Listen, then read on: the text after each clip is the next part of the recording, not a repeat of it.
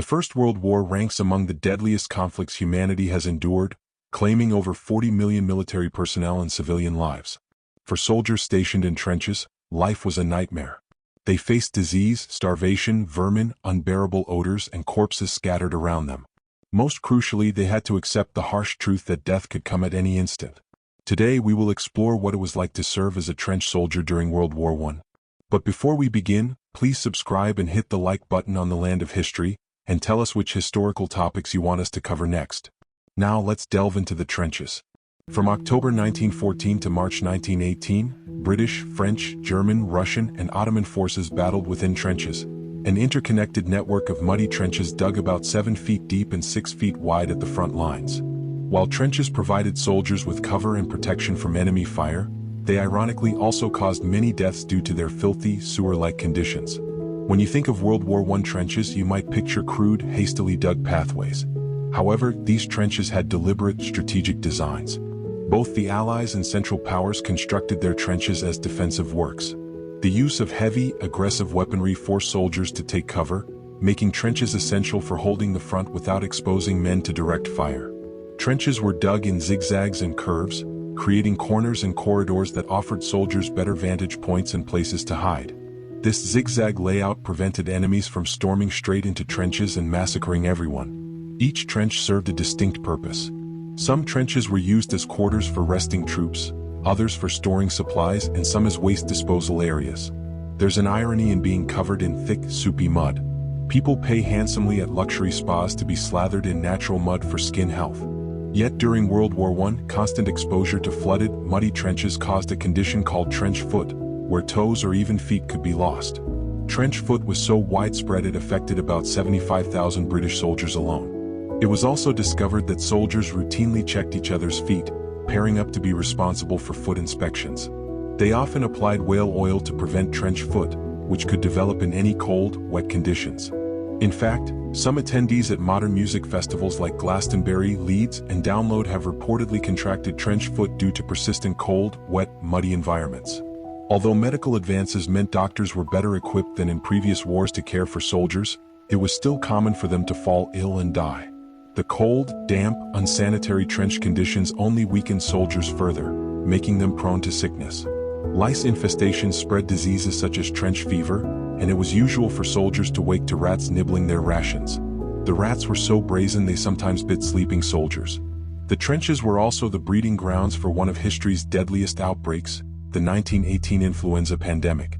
World War I soldiers had compromised immune systems from malnutrition, combat stress, and chemical attacks, making them highly vulnerable to the flu. The course of World War I shifted on April 22, 1915, when German forces surprised Allied troops on the Western Front by unleashing over 150 tons of deadly chlorine gas against 2 French colonial divisions at Ypres, Belgium. The U.S., which joined the war in 1917, also developed and used chemical weapons. Harry S. Truman, future U.S. President, served as captain in a U.S. artillery unit that deployed poison gas against German forces in 1918. Altogether, approximately 100,000 tons of chemical weapons were deployed during World War I, injuring around 500,000 soldiers and killing nearly 30,000, including 2,000 Americans. Gas attacks were terrifying and unprecedented in warfare. Exposure could fatally injure anyone in its path, with effectiveness dependent on wind direction at the time. Soldiers were not stationed in trenches continuously for months. Typically, soldiers rotated through trenches for 1 to 7 days, then moved to reserve or rest positions. This rotation helped limit their exposure to the appalling trench environment and was vital for managing their psychological strain, although rest was often a relative term. When regiments were understaffed, soldiers commonly took on the task of expanding and repairing trenches. Conversely, some used their respite from frontline duty to visit brothels. By 1918, about 1 million French soldiers had sought treatment for sexually transmitted infections. Frontline soldiers, exposed to constant death and violence, frequently endured severe psychological trauma. The extreme stress of trench combat brought on intense anxiety and panic attacks. Medical and military officials labeled this condition shell shock, now recognized as post-traumatic stress disorder. Many afflicted soldiers were sent to convalescent homes to recover. The phrase shell shock originated during World War I. Tragically, some suffering soldiers faced trials and were executed for military offenses like desertion and cowardice. Consider this. 266 British soldiers were executed for desertion, 18 for cowardice, 7 for unauthorized abandonment of posts, 5 for disobedience of lawful commands, and 2 for discarding arms, reflecting the ignorance surrounding PTSD.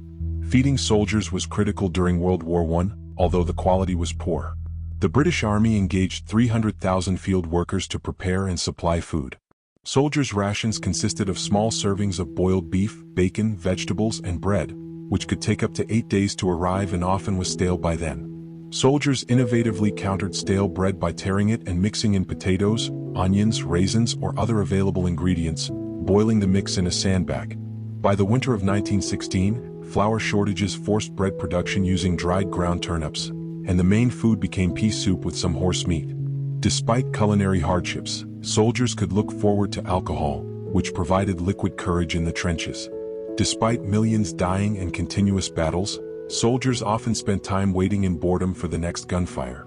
Surprisingly, boredom was the most common state despite enemy surroundings, causing concern among officers. Worried about idle troops causing trouble, British military encouraged creative outlets to raise morale.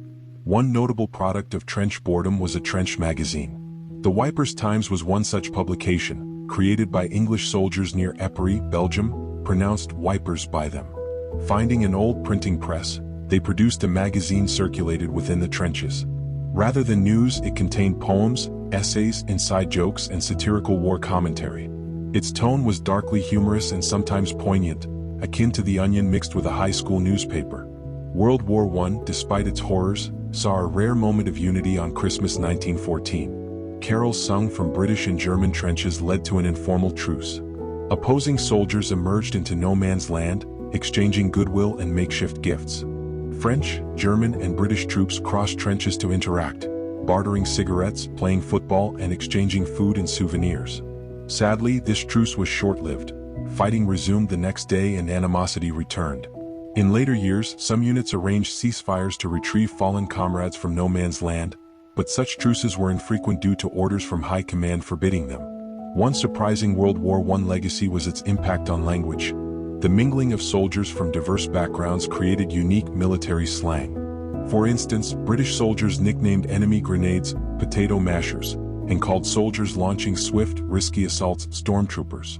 The term basket case also originated in the war, referring to wounded soldiers carried in coffin-shaped baskets due to lost limbs.